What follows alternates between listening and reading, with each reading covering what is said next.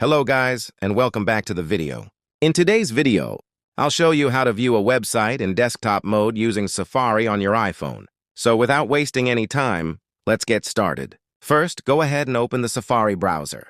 Then, navigate to the website that you want to view in desktop mode. Once the website has fully loaded, look at the left-hand side of the address bar.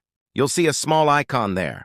Tap on that icon to open more options. After that, tap on the 3 horizontal dots if they appear, and then select Request Desktop Website.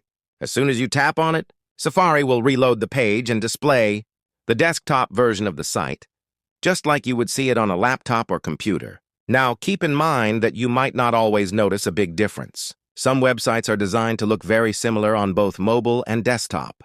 However, other websites may show a completely different layout with more features, available in desktop mode. And that's it. That's how you can easily view any website in desktop mode using Safari on your iPhone. If this video helped you, make sure to like and subscribe for more quick and easy tutorials. I'll see you in the next one.